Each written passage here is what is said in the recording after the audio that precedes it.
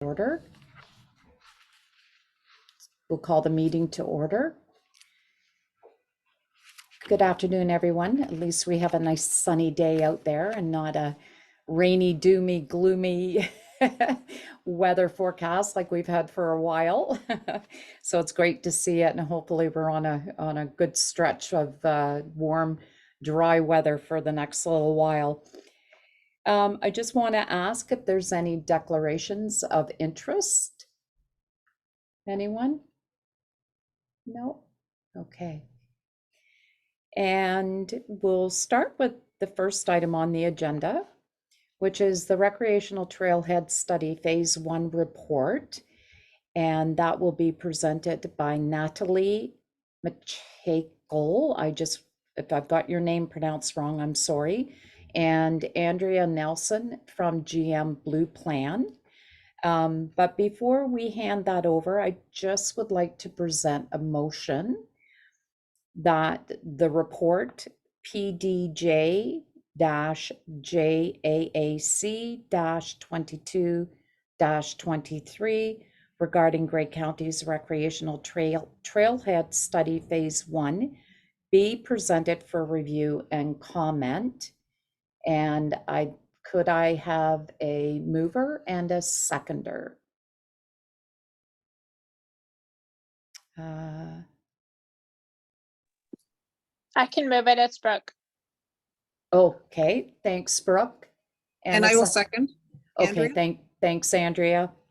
Okay, I will hand it over to Natalie and Andrea.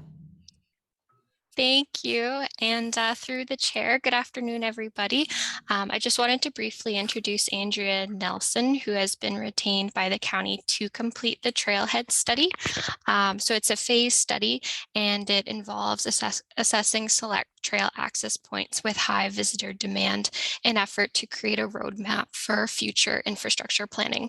So Andrea is just going to give a brief overview of the phase 1 report that was just completed, and then speak to some of the results and highlight specifically the AODA portion of the report. And we're really looking forward to any comments or feedback the group might have. So I don't want to take any more away from Andrea's presentation, so I'll pass it off to her. Thanks, Natalie. I'll just go ahead and share my screen. This might take a moment.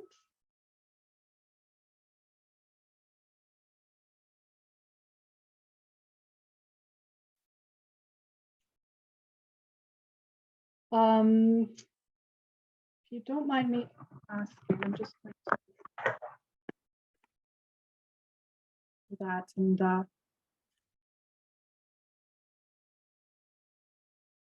do you see just one slide there? Do you mind me asking, or do you see the full? Through you, Madam Chair, to Andrea. I do, if you click duplicate slideshow there, we'll see the slide. Right now we're seeing your presenter view. Okay. It is not allowing me to do that, so I'm just going to X out and reshare, if that's okay.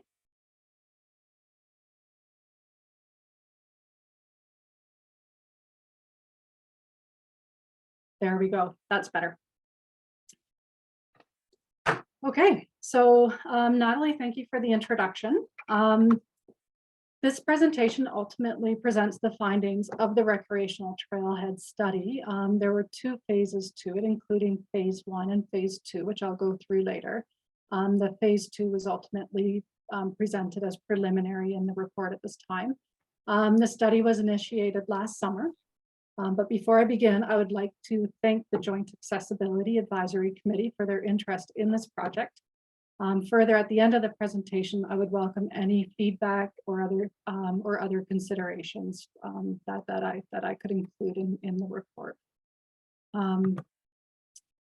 So this presentation, I will outline the purpose. I'll provide an overview of the study area and study approach. I'll provide a description of the ranking system used for the assignment of low, medium, and high priority properties, and I'll describe that more in a bit. I will provide a brief overview of the high priority properties identified with a more detailed description of the locations where AODA compliance may be achieved. In addition, an overview of the Accessibility for Ontarians with Disabilities Act will be provided, as well as its applicability to the study as I saw it. Recommendations will also be provided. The purpose. The study was intended to help guide the future planning and management of select trailheads and Beaver River access points, ultimately to set the infrastructure roadmap required to sufficiently meet the visitor demand of the natural recreational areas within the county. The development and maintenance of the day use parking is necessary to achieve continued social and economic benefits to the region, while also recognizing the environmental values of the county's recreational areas. The study area was comprised of 17 properties, many of which can be accessed by 2 or more trailhead locations, 4 Beaver River access points extending from Kimberley through Heathcote and north to Slabtown. Overall, the study included the review of 44 existing and potential trailhead locations and 9 Beaver River access points. The recreational areas span between the municipality of Grey Highlands, the town of Blue Mountains, Georgian Bluffs, Meaford, West Grey, and Chatsworth. The study was comprised of 2 components, as we previously mentioned. Phase 1 focused on the development of a framework to guide the trailhead improvement initiatives. It involved a desktop review and physical review of all existing and potential trailhead locations and Beaver River access points, the development of a ranking system, categorization into low, medium, and high priority locations, and the identification of development opportunities and project efficiencies. The intention of phase 2 was to focus on the high priority locations identified during phase 1 and to review the existing potential alternate access locations and site-specific project feasibility. The ranking system.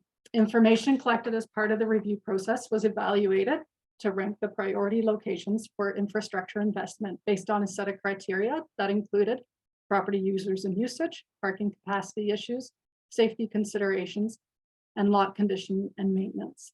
In general, each criterion provided was provided a ranking between 1 and 3, with 1 indicating a positive condition, in other words, sufficient capacity or overall good lot condition, and 3 suggesting insufficient capacity and or poor existing conditions. High priority locations were considered properties that had an overall score of greater than 9. It is recognized that the rankings were subject to interpretation. However, it is thought that the ranking system overall sufficiently fulfilled the intent, which was to identify parking areas requiring more immediate attention. In addition, the potential to achieve AODA compliance was recognized due to the importance of ensuring that AODA compliant trail systems are developed in the community where possible. Although AODA compliance was considered as a criterion, due to its applicability to only 2 locations, these locations were assigned a high priority. Based on the 4 ranking criteria, a total of 5 high priority locations were identified, including Beaver River access point number 3. This is located in the community of Heathcote, adjacent to the Free Spirit Tours property. Hogs Falls and Metcalf Rock, both situated within Crown Lands. These are popular tourist attractions and experience frequent and significant parking capacity issues. The Laurie Forest parking area, which has been established within a municipal right-of-way within the town of Blue Mountains, and the Duncan Caves parking area, which provides access to Duncan Escarpment Provincial Nature Reserve. This lot is adjacent to the 9th Side Road at the crest of a very steep hill. In addition, based on the potential for AODA compliance, the proposed Kimberley Forest property and the Chatsworth Rail Trail were also identified as high priority locations. The next few slides speak to the AODA and its applicability to the recreational trailhead study. I will then provide a brief overview of the 2 trailhead locations determined to offer potential for AODA compliance.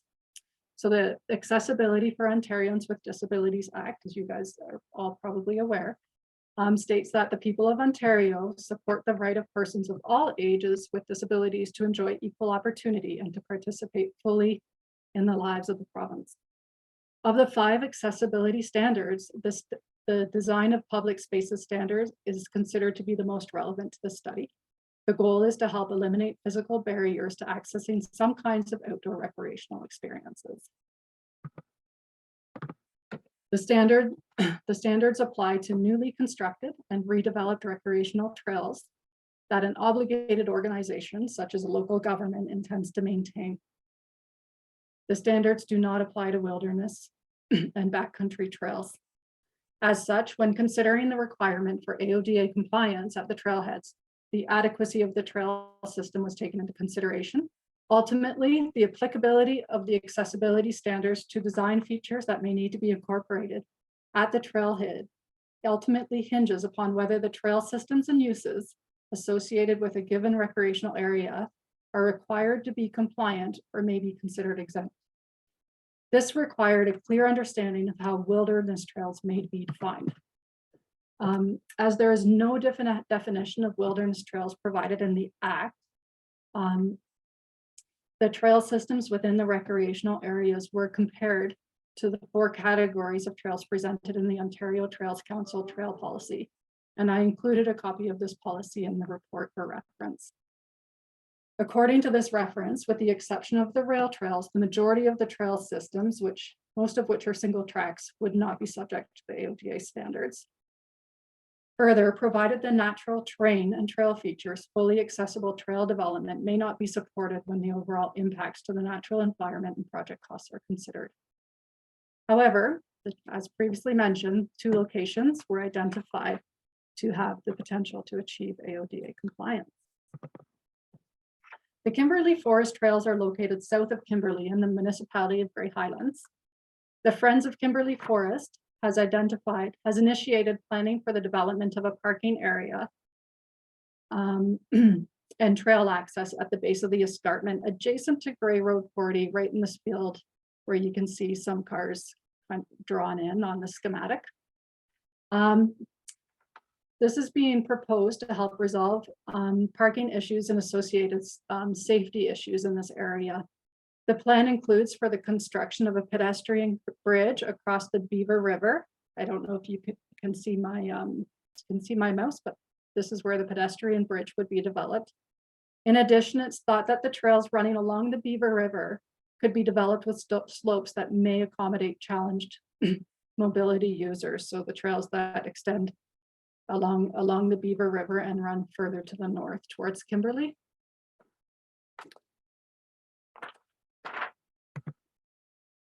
The other location that may support AODA compliant trail systems is in Chatsworth.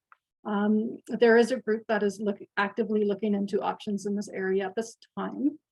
The community hub has been approved for Chatsworth. The construction timing is dependent on funding, so they're waiting for infrastructure grants and other funding opportunities to follow through to be able to implement this proposal. In the interim, they are using the property as park space. At this time, a ball diamond and playground exists. In terms of the trailhead study, the idea is to focus the investment on the trail system rather than the park area itself. And ultimately, if a connecting trail is developed between the hub and the rail trail is this brownish red line along here, a 1.8 kilometer loop could be developed, extending from the hub along the rail trail and back through the community of Chatsworth back to the hub. The potential to achieve AODA compliance would be subject to further review. It's unclear whether we could develop appropriate slopes at this time. The connecting trail would also be subject to Bray Sauble Conservation Authority approval as it falls within or at the edge of a provincially significant wetland.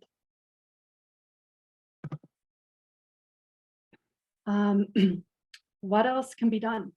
The AODA legislation covers a wide range of disabilities. Although the majority of trail systems will not likely achieve compliance, providing some compliant features may assist in making the recreational properties and associated trail systems more accessible overall. Accessible features may include signage and washroom facilities. With respect to signage, presenting detailed information about the trail system may help provide visitors with sufficient information to determine whether the trail system or part thereof may be accessible to them. AODA compliant signage may include details such as the length of the trail, surface construction, minimum trail length, maximum slope, and location of amenities, amongst other options. And with respect to washroom facilities, they're based on the results of the trailhead study and feedback received. I don't foresee that any washroom facilities will be constructed. However, portable toilets are now offered in all kinds of, there's options with respect to portable toilets. So the requesting a wheelchair accessible facility would be possible and may be considered. Recommendations. The 2 locations identified to have potential to achieve AODA compliance are in the early stages of project planning. It's recommended that the committee stay abreast of these developments. It is also recommended that trailhead works and or development of new trails consider the implementation of accessible features as possible. In addition, it's recommended that consultation with the accessibility committee occurs and as part of any planning and design process. That is the end of the presentation. At this time, I invite the committee to ask any questions that they may have or provide any feedback or recommendations. Thank you.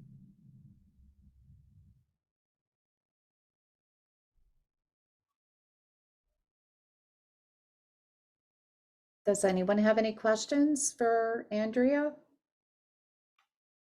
For comments from the committee?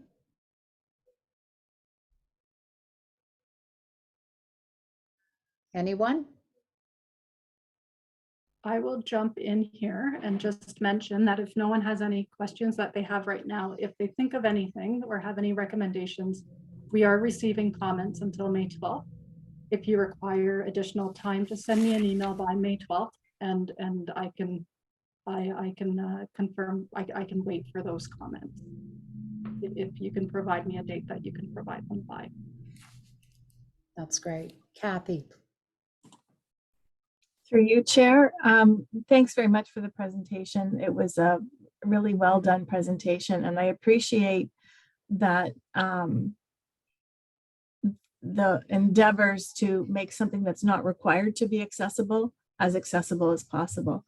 I think it sets a precedent for best practice moving forward. I really like the idea of the accessible porta potties, because I think that really makes a big difference for all trail users, and hopefully that will be able to work out.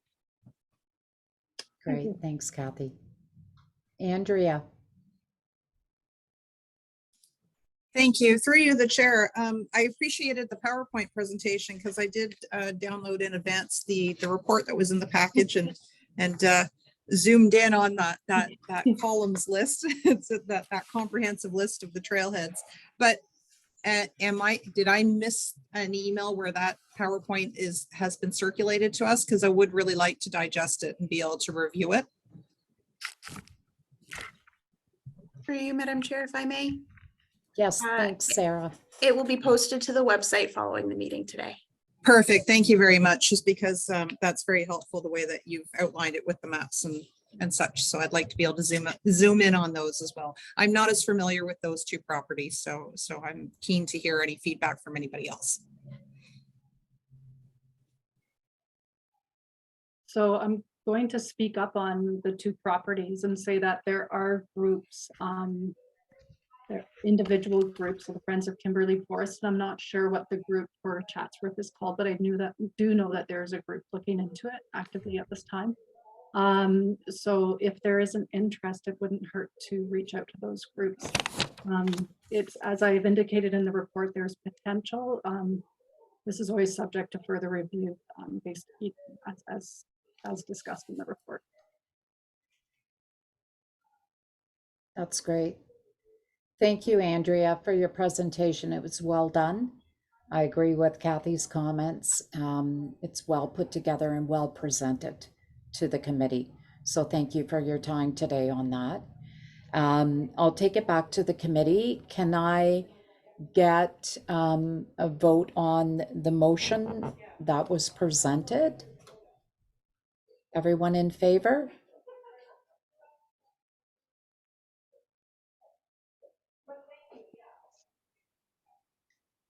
I can't see hands of everybody. Sarah, are we? I see Andrea. Through you, Madam Chair, Brooke has just raised her hand. Perhaps it would be simpler to just ask if there are any opposed. Okay, awesome. Thank you. Are there any members of the committee opposing to the motion? No? Brooke, I know your hand's up, but I think it was up from the previous voting in favor of the motion. Okay, motion carried. Okay, we'll move on to the next item on the agenda, which is the Grey Roots Museum and Archives and the draft accessibility plan. And that is with Jill Patterson. I will read our motion prior to Jill presenting. That the Grey Roots Museum and Archives draft accessibility plan be presented for review and comment. Can I have a mover? Mover Brooke, and a seconder, please. Andrew, possibly?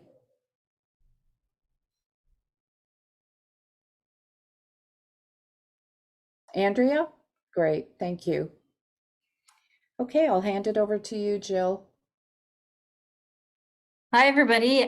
Thank you very much for the introduction. My name's Jill Patterson. I am a middle-aged woman. I'm wearing kind of a purpley lavender cardigan. I have medium-length brown hair, and I'm going to be walking you through the draft accessibility plan for Grey Roots. Let me just get my presentation organized here. I have a little PowerPoint to help us steer along. 1 second.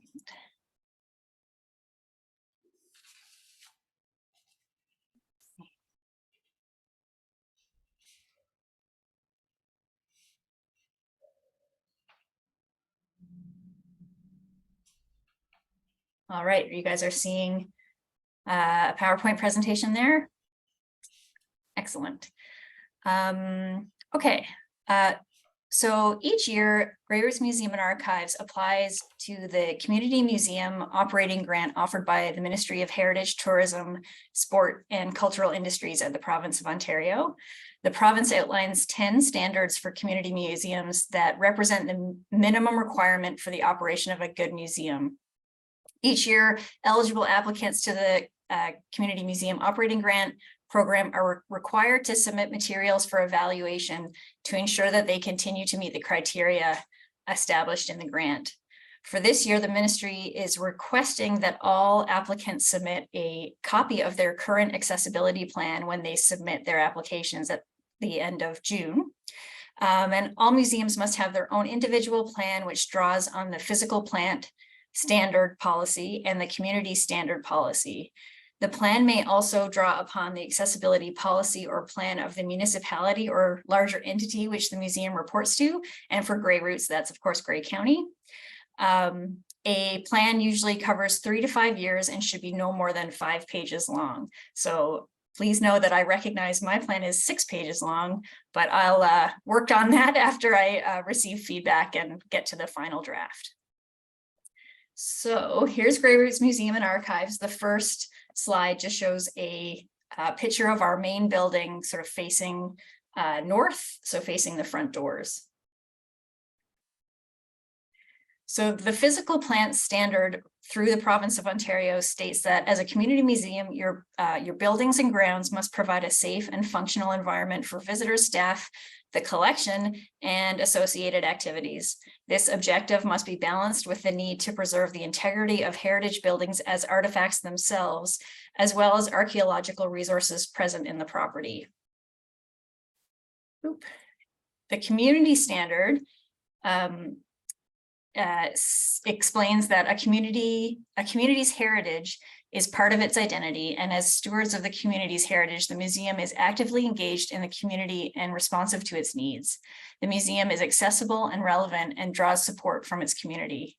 An interesting part of this standard is that they're also interested in how we share access to our collections and programs through electronic means like the website or social media. So Grey Roots did not previously have all of its accessibility provisions gathered into one document or plan, but the work is still being done, I'm happy to say. It's been a valuable exercise to outline what's been going on at the museum and to see where the gaps are and where we can still improve. So the purpose of the plan is described this way.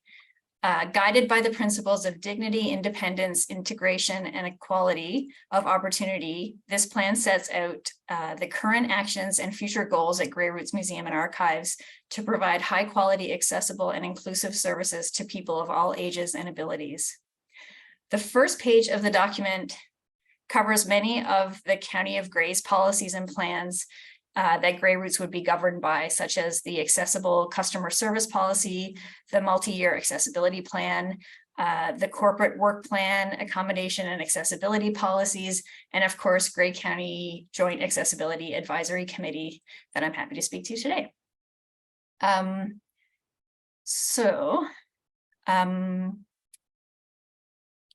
Switching over to what we provide digitally, I've highlighted some of the resources, some of the articles, exhibits that we have on our website, including, let me just switch documents here. Oh, there you go.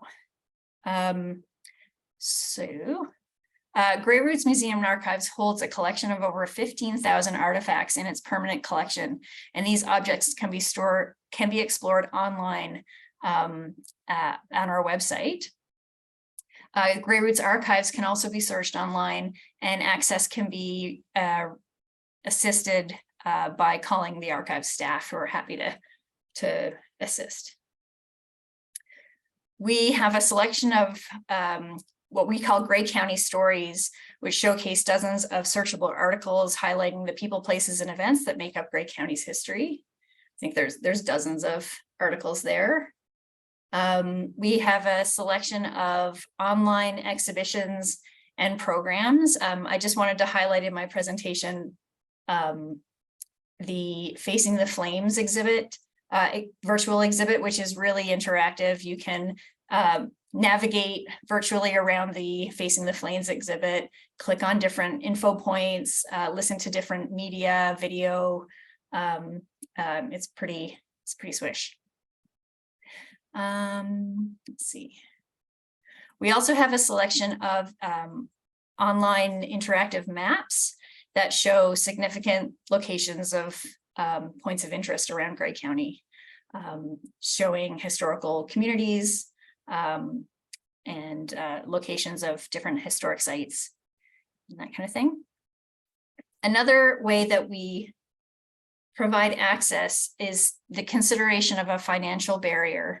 So we regularly provide admission through pay by donation days offered on special occasions such as Family Day, Welcome Week for newcomers, the National Day for Truth and Reconciliation, for example.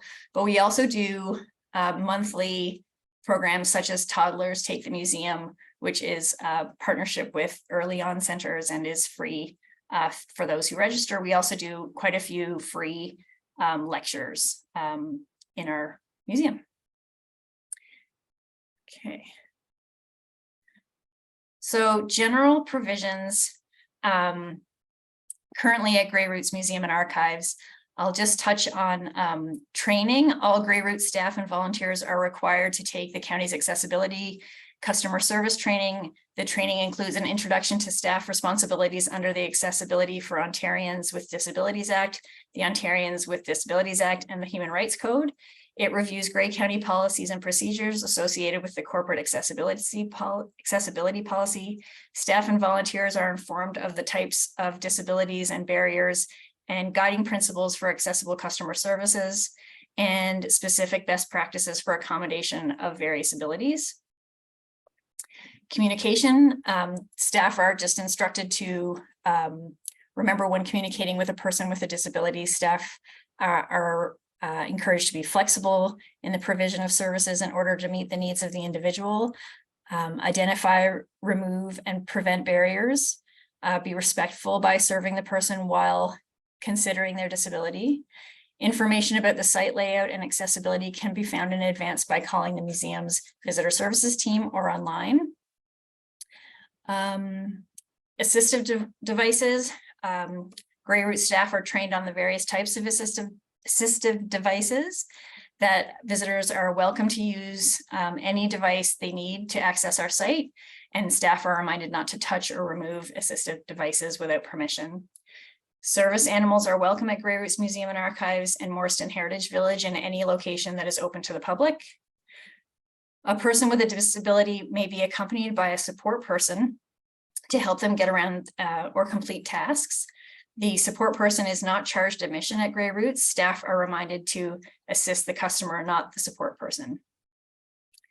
And then Grey Roots looks to the public to help us improve accessibility at our site. Feedback can be provided online or by email or through the County of Grey's accessibility page. Visitors, online page, sorry. Visitors can reach out to Grey Roots by phone, mail, or in person. So some ideas about ways we could improve the general provisions in the next 2 years is an invitation to the Grey County Joint Accessibility Committee to conduct an accessibility audit at Grey Roots Museum and Archives, which I think would really help inform how things could be improved and what we should prioritize going forward. We could also do a great job if we could improve our accessibility page at Grey Roots. Right now, it basically just says we have some scooters you can use and call us if you have any questions. So we could do a lot better job giving people as much information as possible as they try to plan their visit to the site. In the next 5 years, where possible, we could implement the changes recommended through the accessibility audit, develop specialized tours in collaboration with community organizations to provide meaningful and engaging experiences of Grey Roots programs and exhibits for persons of all abilities. Develop an access strategy to remove financial barriers from visitors to Grey Roots, such as consistent schedules of pay by donation days. Continue to provide online access to collections, exhibitions, and historic houses at Grey Roots. So the plan also outlines a number of specific provisions at Grey Roots Museum and Archives. For example, access for persons with disabilities. So you can see here's our mention of, we have 3 motorized scooters that are available free of charge and are regularly used to get around the site. This is a very complex map of our site, trying to outline all of our health and safety requirements as well as accessibility provisions. So the entrance to the main building and Morriston Heritage Village have automatic door entry systems. There are 4 accessible parking spaces. Exhibit areas have space for movement of wheelchairs, walkers, and other mobility devices. There are 3 electric mobility scooters, as I mentioned. There are accessible washrooms in the main building and 1 in the schoolhouse building in Morriston Heritage Village. And we often have portable washrooms on site as well for big special events. And we always make sure to have an accessible portable washroom as well. The theater in the main building has accessible seating for mobility devices. The main building exterior lighting at all entrances has exterior lighting at all entrances and emergency exits. The following buildings in Morriston Heritage Village are accessible either by ramp or at ground level access. So the Moore and Muir Engine Works, which is at the back up here, the woodworking shop, log house, Orange Hall, the barn, the schoolhouse, the sawmill. We have a large historic machinery and equipment building, the Blue Water Garage, the George Rice Blacksmith Shop, and the Arnott General Store, which is not officially open yet, but will be hopefully in July. We also have historic interpreters that can engage visitors outside the buildings if they cannot enter. And we have artifact information binders that we bring out and portable artifacts that are shared with visitors. We also provide access for persons who are blind or who have visual impairments. There are magnifying glasses kept on site for visitors to use. When we're leading a tour, we often incorporate opportunities to handle objects where it's safe. And we have strips of paint in high contrast colors that are added to the edge of any stairs or platforms in the different buildings, especially the log house and the schoolhouse. The Grey County Gallery, which I've shown here, includes several auditory experiences to hear interpretation of artifacts and oral histories. There are 5 rotary phone listening stations and 3 cascading sound speakers with seating areas. So in the photograph, you can see, I don't know if you can see my mouse, but above this panel of images, there's a little square up at the very top. And that actually, if you just sit there, you don't have to press a button or anything. It just rains the sound down on you of someone describing their personal story or an artifact in front of you. And then over in the corner, you'll see one of our rotary phones, which are a real hit with kids because they don't know what they are. And they can't believe we used to use that. But if you pick that up and dial a number, you'll get a story of the corresponding artifact for that number. We also are very conscientious about AODA requirements for font sizes on a lot of our panels on our exhibits. And we also offer audio ones that are available and share the stories of 13 locations around Morriston Heritage Village. Okay.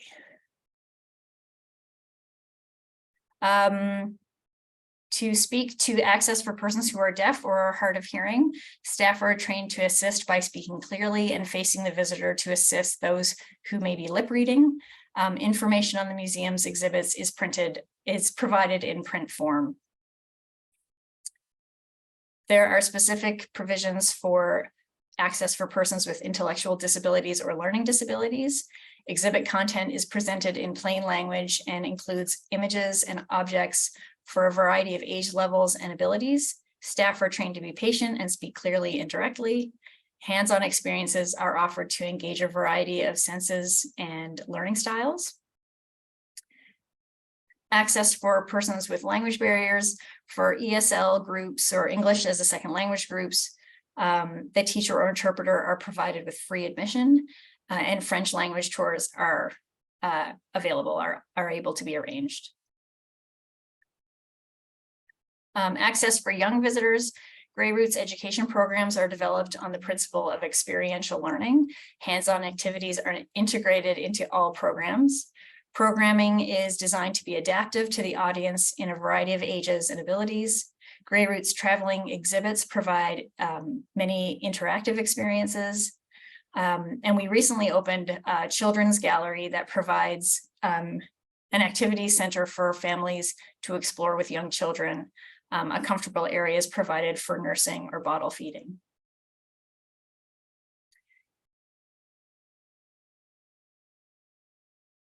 And sorry, I'm flipping back and forth there. We also have provisions for age-friendly access. Ramp and ground level entries are available at most of the buildings on site to support wheeled devices. Rest areas are provided throughout the main building and Heritage Village at Grey Roots. Again, the scooters are available and written information is presented in large font sizes. So plans for improving the specific provisions in the next 2 years. We could do a better job of providing virtual tours of inaccessible heritage buildings in the village. We could develop those to be shared online or on site by using tablets or iPads or something like that. Permanent exhibition object and image information sheets can be translated for different languages and different age levels.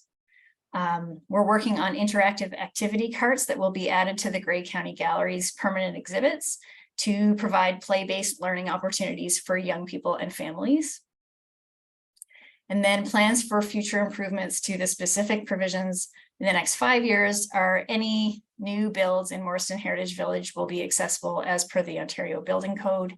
Accessible interpretive panels will be produced to accompany the village buildings so that visitors can be engaged in the history of the building, even if it's not accessible or if a staff person is not available to provide service.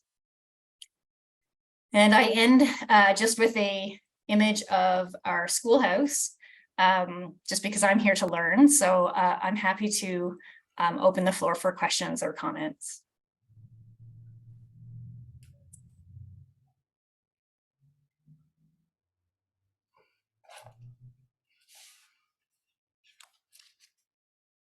Brooke? I had a question about accessibility. Is it possible to put the information that you provide to people in print or in audio on your website so that somebody who's deafblind can then go to the website and read it with their Braille display or however they choose to read it? Absolutely. Yep. That's Okay. just some, I know my friend, that's something that she would always love to have the option of doing. Okay. Yeah, we could provide a lot more information on our website, and there's no reason that that kind of information couldn't be added. I'll add that to our improvements in the next 2 years. Christina, you had a question or comment? Yeah, I have just I kind of, and I know I've said this before to everybody that's on the committee. My question is how do you get it out there by word of mouth, etc., that you have more things that are probably accessible than people would think that you would have, right? And this is I posed this question back when we used to do oh, what was that? Explore the Bruce. They used to go around, they had tables, and I went over to the table one day and he's like, do you want a map? And I said, okay, which one of these maps in Grey County shows me where everything, that there are things that I can do that are accessible, or I can take my family because my child is in a wheelchair. And he was like, that's not a thing. And so how do we, and how do you like band together of some sort? I don't know. And get that word out there that there is actually more to do. Because I know when Grey Roots first opened, there wasn't a lot of things that were accessible. And the lady at the front desk was not a lot of help. And I know things have changed, and that's really great. So how do you get that change out there? How do you draw those people to let them know that we are more accessible and we are working on it, etc.? I see Kathy's hand up. Do you want to jump in? I do, but really it's to second the motion. Oh. This is one of my biggest things that I struggle with, Christina, is outreach, and how do you connect with the people who need the services? So that's something that I'm always looking for. I actually went to an age-friendly symposium in Meaford and did a little bit of networking over there. But yeah, getting that information out there is tricky, and you want to get it out there in a way that people are where they're looking for it. And who's going to go to the Grey County site to say, I wonder what's accessible in Grey County? That's not how people think intuitively. So I'm definitely open to any suggestions for how to broaden that stakeholder access piece for sure.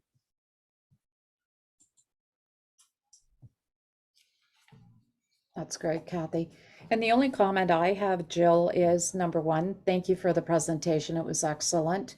And I really like the idea that in your report, in your presentation, that you have identified improvements and future improvements that you're going to, ultimately achieve.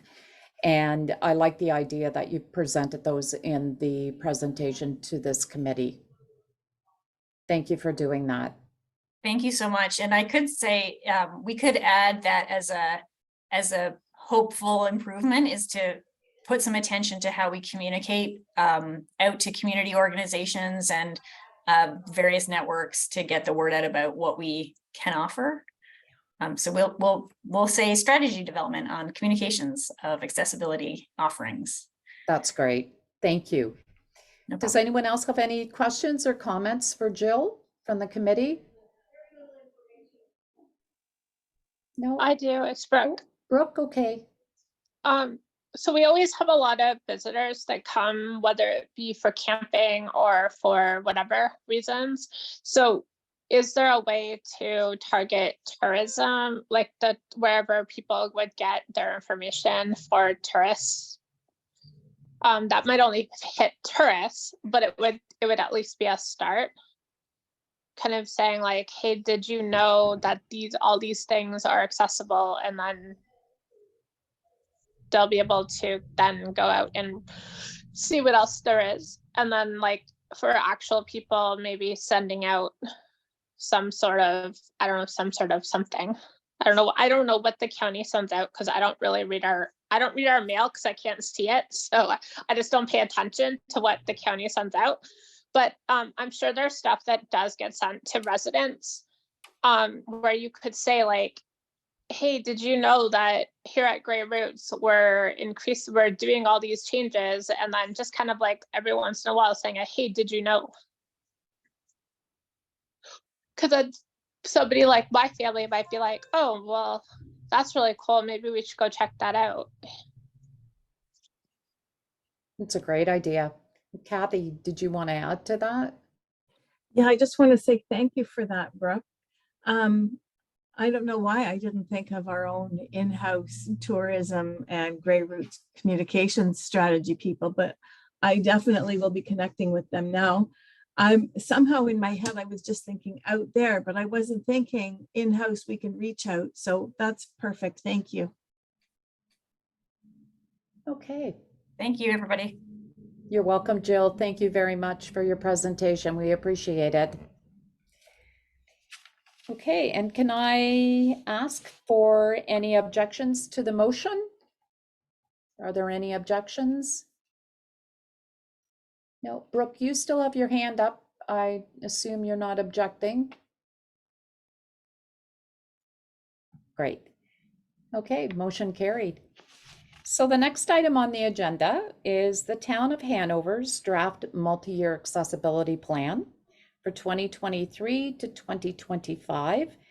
And Melissa Hilgendorf will be presenting. But before I will present the motion that the Town of Hanover's draft multi-year accessibility plan for 2023 to 2025 be presented for review and comment. Can I have someone to move the motion? Anyone? Sure. Christina. Thanks, Christina, and a seconder, please.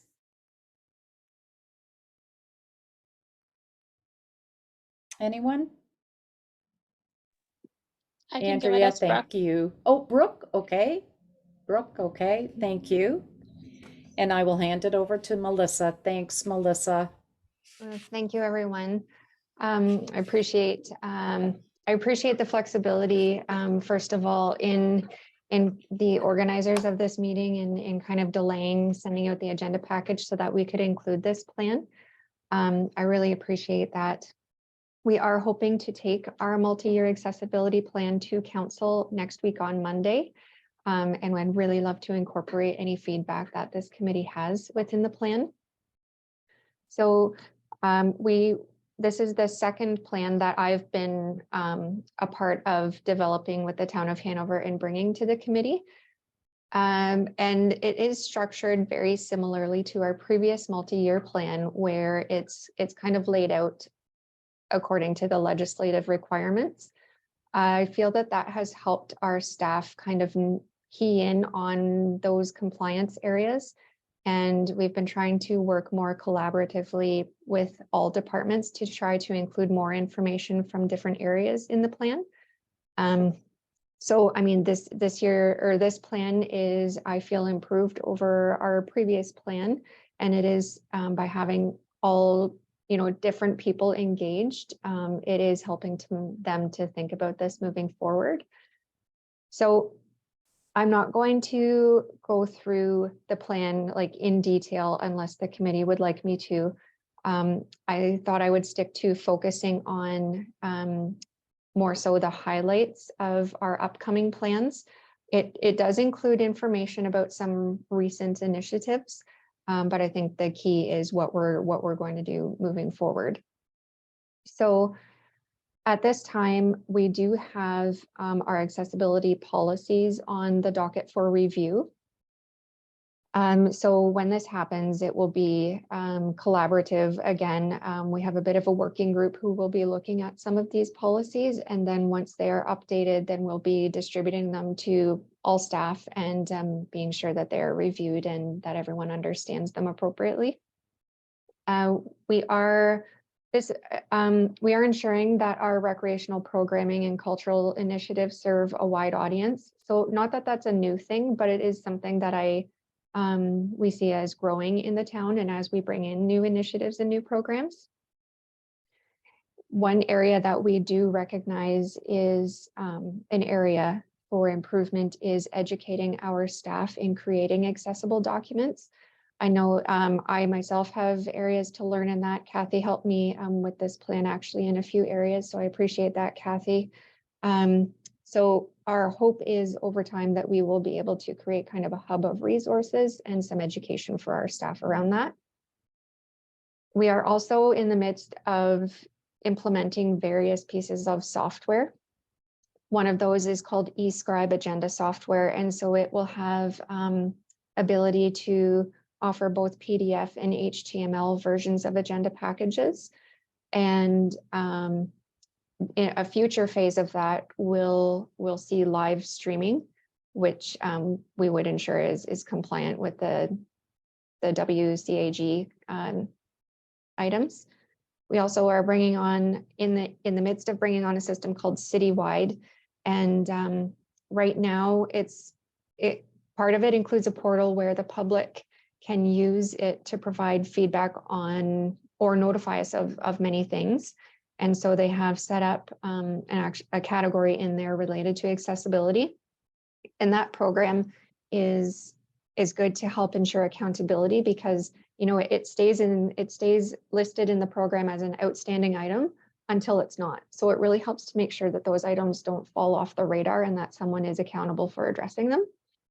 And our building and planning department is looking to expand their cloud permit software just to provide increased ability for everyone to make their applications, whether that's in person or from home or electronically, whatever they would prefer.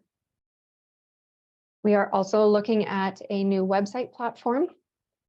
And I have shared that some other municipalities have kind of had a bit of a view of the new platform with this committee. So I planted that seed that when the time comes, perhaps we can have a demo for any feedback.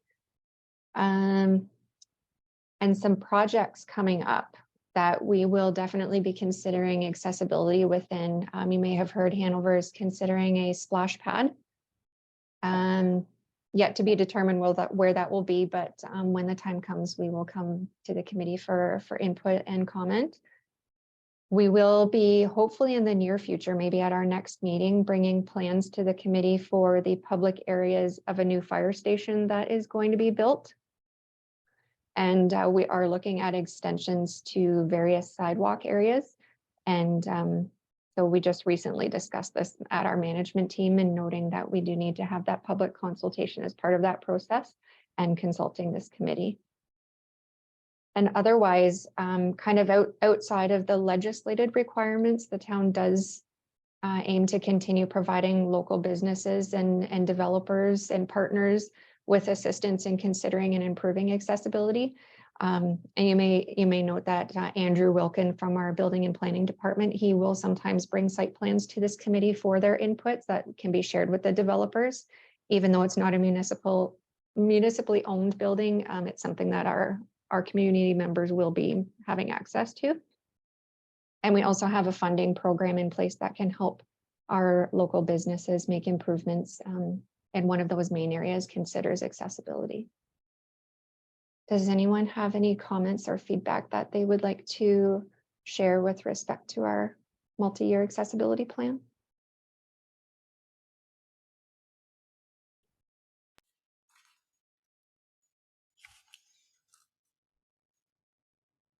Anyone have any comments for Melissa from the committee? No? Okay. Melissa, thank you for your presentation. That's great. It was wonderful. Thank you for explaining everything to us. Okay. Is there any objections to the motion that was presented by the committee members? No? Okay, motion carried. So the next item on the agenda is Grey Highlands Kimberley Community Hall patio. Teresa Crawford will be presenting. I will present the motion prior to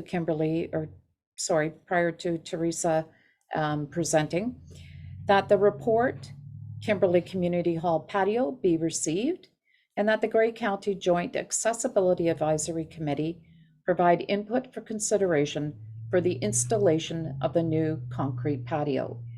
May I have a mover for the motion, please? From the committee. Anyone?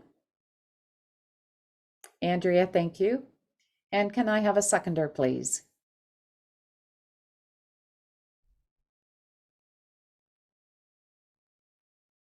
Can I have a seconder from the committee?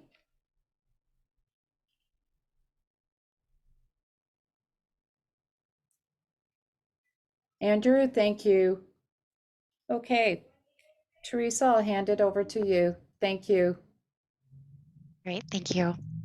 You can hear me? Yes. Great. Okay, so I'll just reintroduce myself. My name is Teresa Crawford. I am sitting in the place of Debbie Yip right now, and will be the contact going forward after May 15th. So this is my first time on sitting in on these meetings. So firstly, I'd just like to thank you for giving us the time to speak to this. I'll give you a little background on our project. It's a bit of a small project, more of a renovation. So in 2021, the Kimberley Safety Group approached the municipality of Grey Highlands proposing to revitalize the Kimberley Hall grounds by installing a pathway and decking on the north side, installing bike racks and a water refilling station on the south side, and constructing a bike repair station.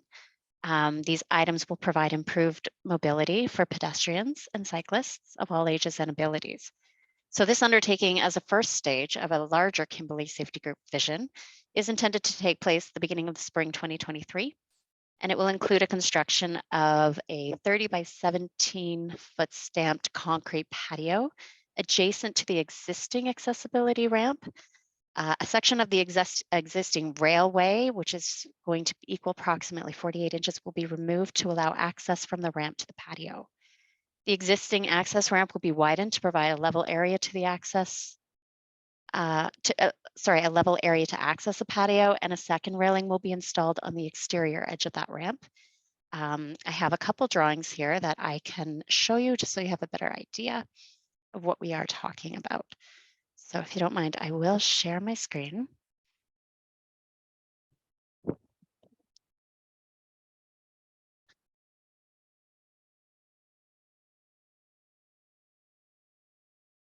Okay. All right, so this is our Kimberley Hall. All right, and this is the area that we're talking about here. This is the stamped, I don't know, again, if you can see my mouse. This is the stamped concrete area that we are putting in. We're gonna have this section here. This is our existing accessibility ramp, and we need to open it up on this area right here to provide a ramp going down to that area. Okay, so that will provide accessibility. The next part shows what our existing railing looks like, and this is the part of the railing that we want to take out. Okay, so that's what we have to show for it. what I would just like to ask basically, like we would like to ask the the Grey County Joint Accessibility Advisory Committee, any feedback, any recommendations we'd like to take into consideration. This will put us in compliance with the Accessibility for Ontarians with Disabilities Act. And then I have with me for any questions to be answered, my coworker, Mike Botello, who is here, and he has visited the site and has more information for any questions that there might be on the project. Okay.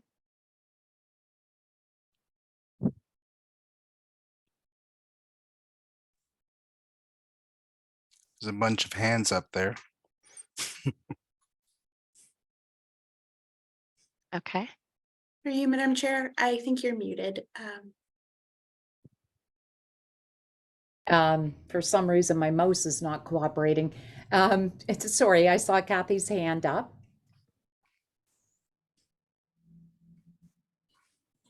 I thought I might wait and see if my question gets covered.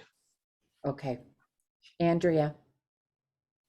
Thank you. Through you, the chair. I don't actually have a question about this because as a member of the Duncan community straddling the town line, this has become our space where we can meet as a community, as a smaller community, Duncan/Egypt. I live in Egypt. So when we lost our Duncan town hall, we migrated over to the Kimberley Hall. And one of the reasons we appreciate it is because of the elevator access, because it does allow us to get to that space. So I think this is a fantastic idea to be able to do this expansion on the outdoors. You've always had such a lovely property there that I think the more we can make it easily for people to get inside, outside, be able to make use of that and not feel like they have to remain inside because there's adequate space with what you're doing, the better. So I thank you. I just want to put a note there that this is not just serving the local Kimberley community, it's serving people all around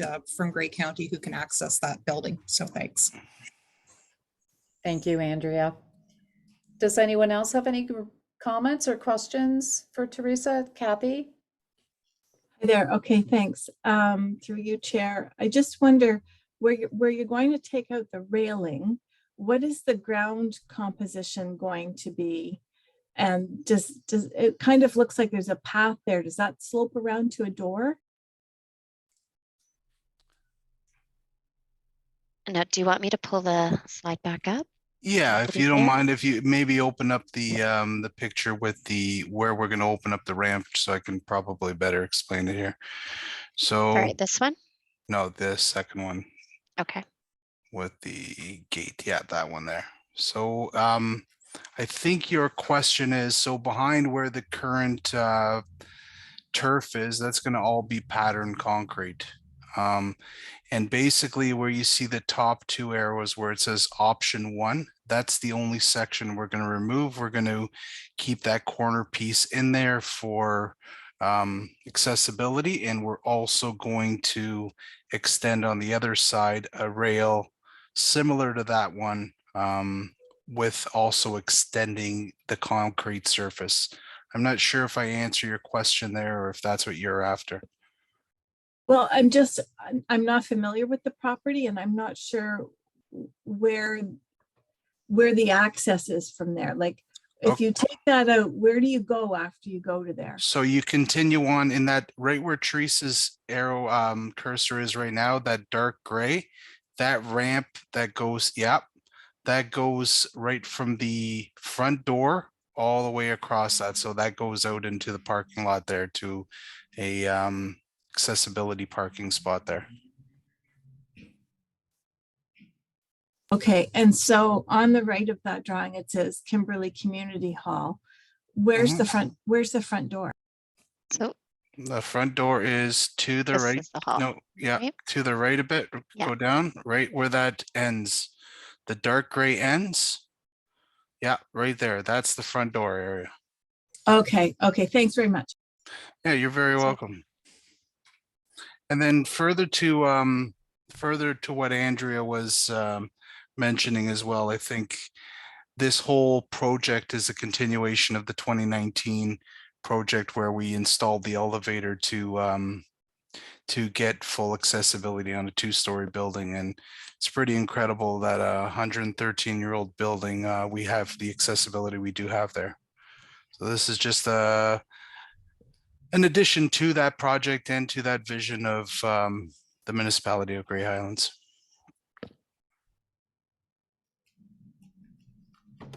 That is great. Thanks, Mike, for that additional information. Does anyone else have any comments or questions for either Teresa or Mike from the committee? No? Any objections to the motion? Okay, the motion is carried. Thank you very much, Teresa and Mike, for your presentation. Thank you. We greatly appreciate it.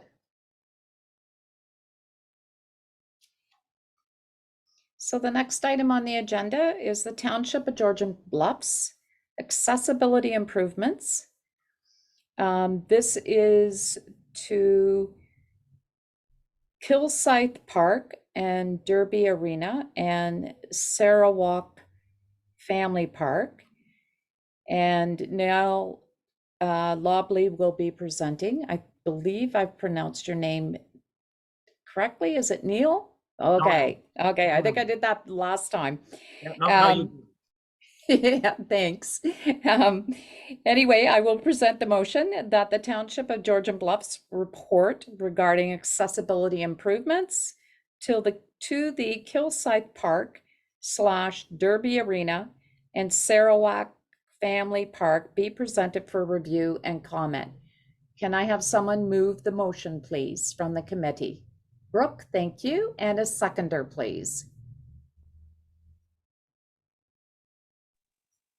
Can I have okay, Christina, thank you. And I will hand it over for presentation. Thank you. Great stuff, and thank you very much. And thank you for making the time on the agenda for this subject. Obviously, I was here, I believe, at the last meeting, just flagging these ones, but without a report for review. I also apologize in advance because I suspect that the drawings at the back of the report are far from accessible. I have difficulty reading them, and I suspect that once they're into a PDF, they become inaccessible to anyone that's using screen readers as well. So my apologies in advance for that.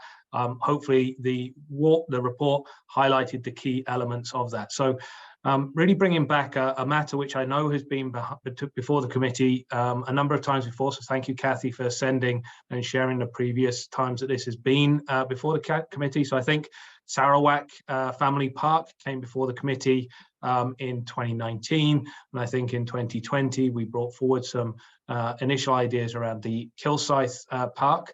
So anyone that lives in Kilsyth, that park is actually going in this week. So they started putting the playground in this week. There will be a number of a period of time between the playground growing in and the playground actually being ready for use. It's one of those awkward projects in that the tantalizing, exciting bit goes in first, and then you have to do all the boring and dull work around the outside of it before the tantalizing, exciting bit can be used. But progress is being made on that project as we speak. So what I've brought back to the committee today, really for information, comment, awareness, and hopefully your endorsement, are plans for 2 trails associated with those 2 properties. So at the Kilsyth Park, the Derby Arena, there is a connecting trail that will be established between the park and the arena at the top. The arena has plenty of parking space. And so the intention behind this is to connect those 2 spaces in the community, but also to make sure that there is some parking available for anyone that wants to use the park, which is at the bottom of a fairly steep hill between the arena building and the park. And so the trail that will be created is cut into the side of that slope and sort of weaves its way down the slope to try and find the most accessible grade that we could, so that hard surface will be an asphalt 3-meter wide trail that's created between those 2 areas will allow for accessibility for most users between the upper parking area and the lower park and playground area. So obviously, for anyone that knows that area, it's a relatively short distance and a relatively steep hill that's between those two areas. And so designing and engineering the trail to try and get as close to AODA requirements has been undertaken. It's not able to get quite there, but 4% grade for most of it, and its average running grade of 4%, cross slope of no more than 2%, just to maintain drainage, but without it being too steep.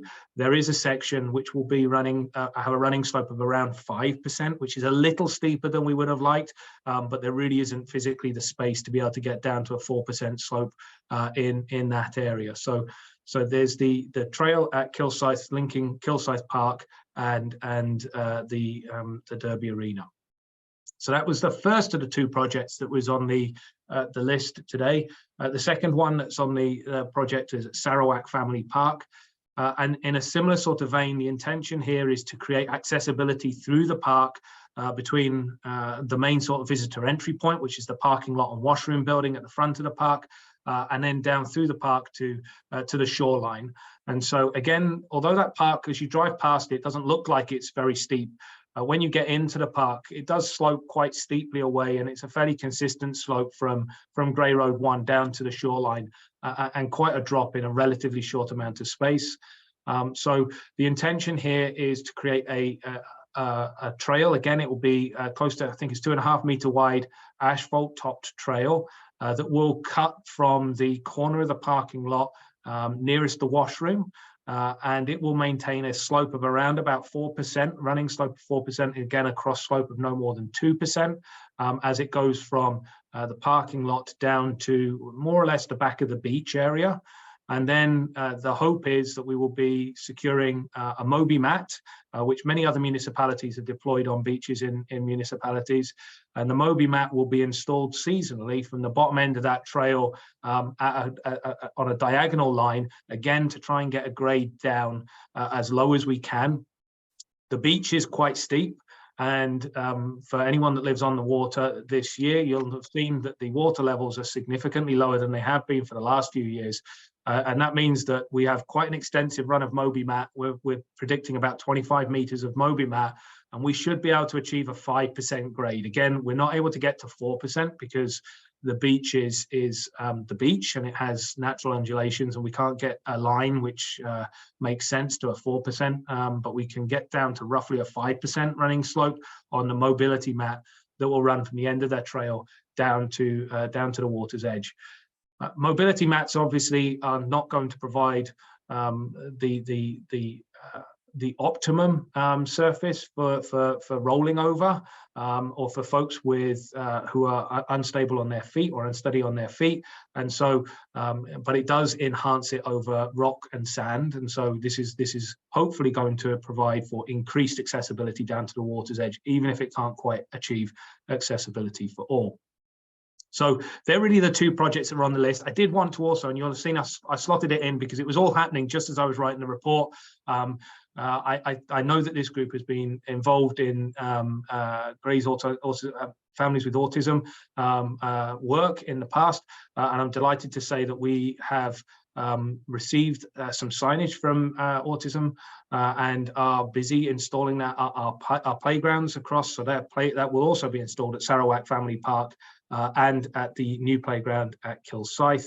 And those boards are to aid with visual communication tips and aids, really, to assist people that may have partial verbal or non-verbal communication. And so just a few projects on the list, nothing that I didn't bring before you before or that hasn't been discussed, but just wanted to share this and say we're hoping to move forward on this fairly quickly. As I say, the playground's going in at Kilsyth, which is great news.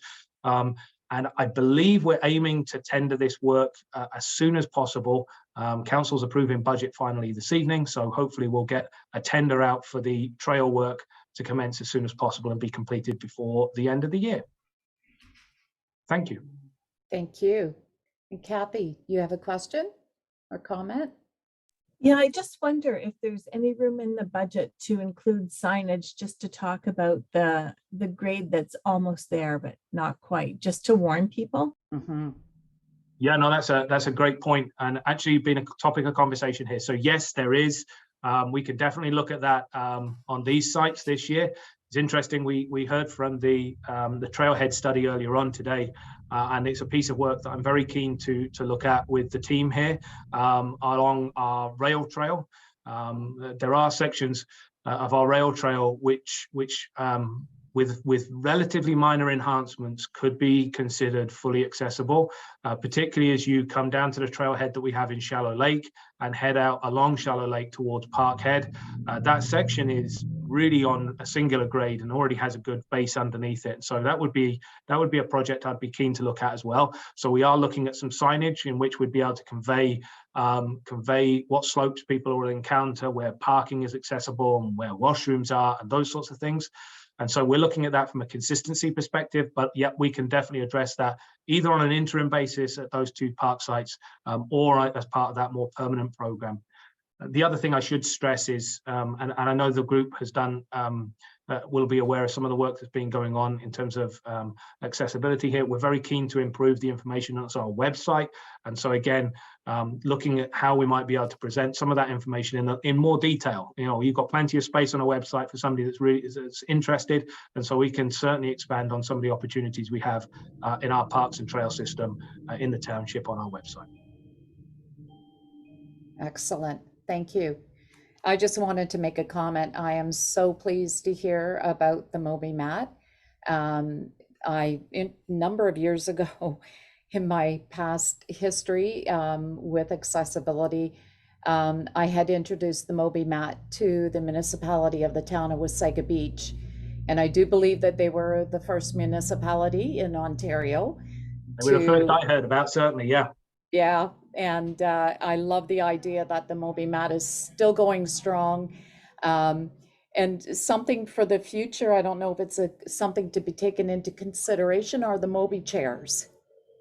Yes, so I'm interested in the Moby chairs, and that would be something I'd love to bring back to this group at some point in the future. Is how we might be able to manage the Moby chairs at Sarawak. It'd be an ideal location for the Moby chairs. We have a perfect entry into the lake at that point for the chairs to actually roll into the lake, which they're designed to be able to do.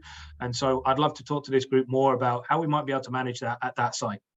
Yeah, that's great. And I'm sure that there's probably some funding out there that would be available for that as well. That's great to hear. I'm glad it's going to be on the agenda for down the road. Very much so. And as you see in the report, Sarawak, this isn't the end of the story when it comes to accessibility improvements. The next thing on our radar is really, we're hoping to add some more seating and benches this year. Again, if we can stretch the funding out a little bit, we've got a couple of funding applications in that might give us a little bit more room for maneuver on that. So if we can do that, we will. And then at some point in the not too distant future, we'd like to look at the playground there. And that's a playground where we can make some significant enhancements to its accessibility for visitors dropping into that park site. So hoping to continue a path of improvement in this site. Great. Great work being done by Georgian Bluffs. Thank you very much. Does anyone on the committee have any questions or any further comments?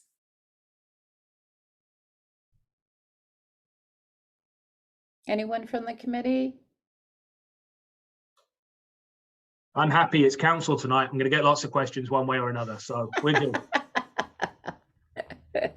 Okay, well, we'll save our questions. You can take them tonight. Okay. All right, thank you. Well, thank you so much for the time, folks. Thank you very much. Okay, any objections to the motion from the committee? No? Okay, I don't see anybody or hear anybody, so the motion is carried. And there are no, carrying on with the agenda, there's no reference documents. There's no other business. And I guess the next item is our next meeting date has been scheduled for September the 6th at 1 p.m. Unless Sarah, I believe, unless something else is presented to the committee in advance of that scheduled meeting. Through you, Madam Chair. Yes, this date had been previously floated to committee members, and it just in the interest of giving our municipal partners heads up for any future items. I was hoping that I might be able to confirm that meeting date with you folks today. And if anything further should be required in the meantime, we will be in touch with you to book a meeting if needed. Yeah. Okay. You said September 6th? Yep, September 6th at 1 p.m. I have no conflict. Okay. Does anyone else have conflict? No. I do. I don't have conflict either. Sarah? Perfect. Andrew? Brooke? I'm good. That's Okay. that's still a Wednesday, right? Yes. Yes. Okay, perfect. Then yeah, I'm good. Okay, and Andrew, are you good for that date as well, for Sarah's sake?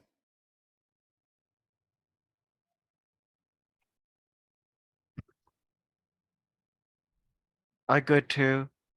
Great, thanks, Andrew. Perfect. So I will get that on the books and sent out. And if anything comes up in the meantime, I'll be in touch. Okay, that's great. Thanks, Sarah. Okay, the meeting is adjourned. Thanks, everyone, and have a great afternoon and enjoy the sun. Thank you, Take- everybody. That was a good meeting. Thanks, Kathy. Take care. Thanks, Catherine. Bye.